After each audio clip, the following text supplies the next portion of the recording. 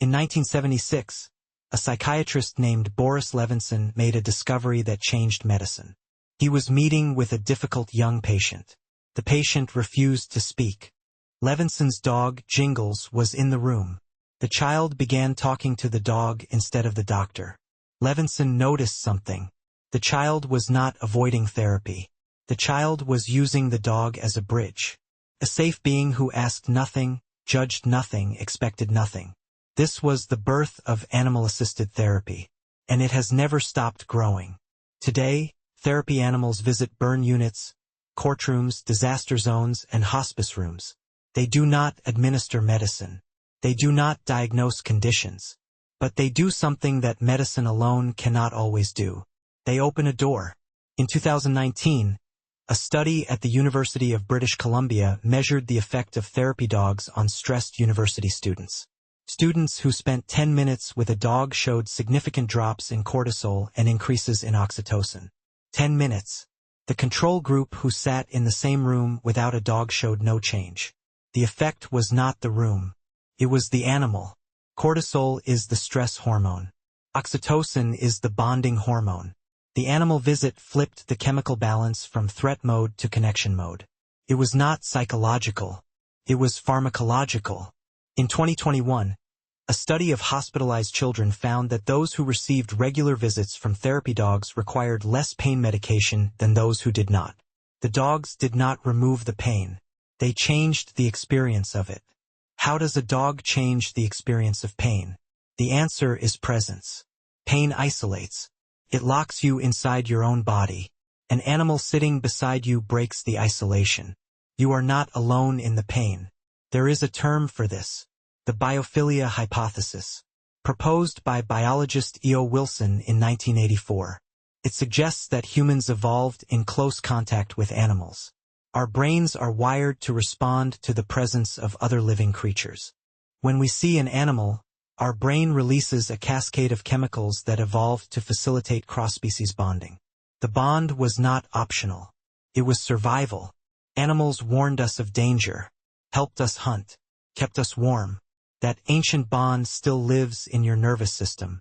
When you pet a dog, your blood pressure drops. When you watch fish in an aquarium, your heart rate slows. When a cat purrs on your chest, the vibration frequency, between 20 and 140 Hz, has been shown to promote bone density and tissue healing.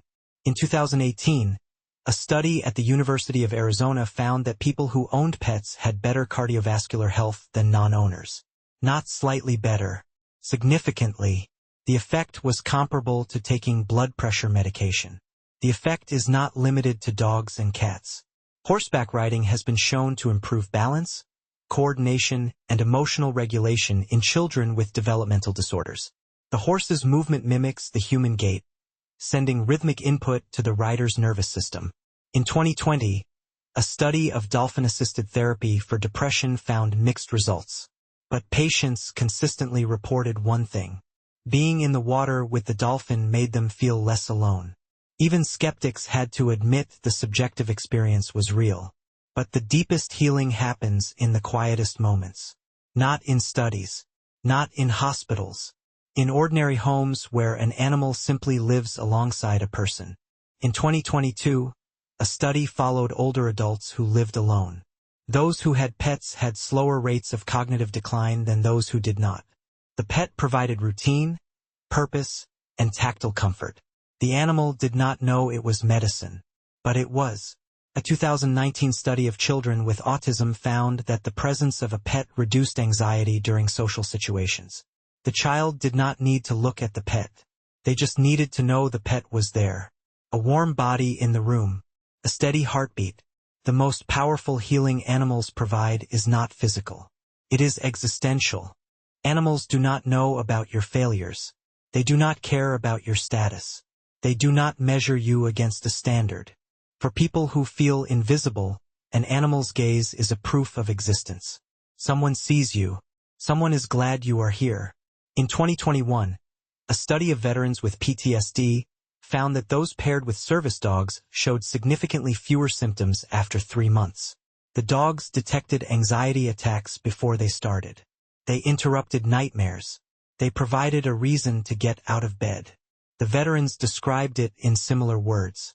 The dog does not care what I saw. The dog cares that I am here.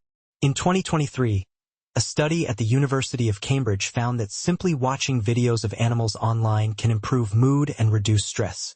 Not touching, not owning, just watching. The effect is wired that deep.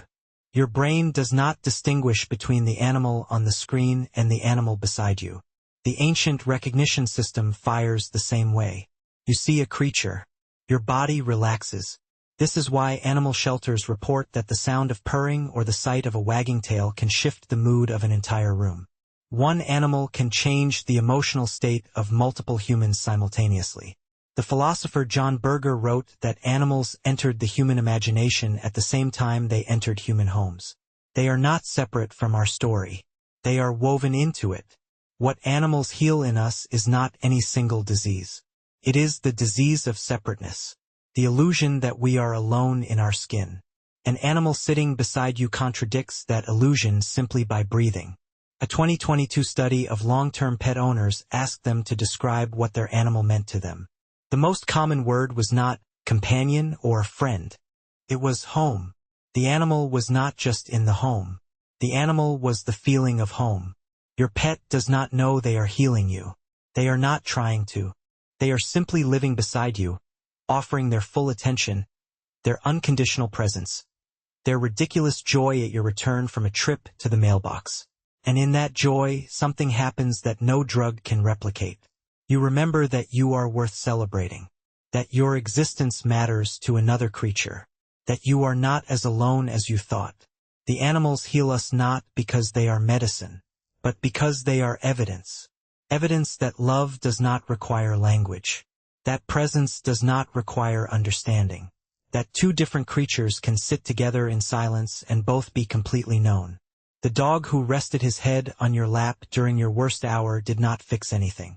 He sat with you while the fixing happened somewhere else. And that might be the oldest form of medicine there is. One creature staying close to another. Not to cure, to accompany. And in the accompanying, something mends that would not mend alone.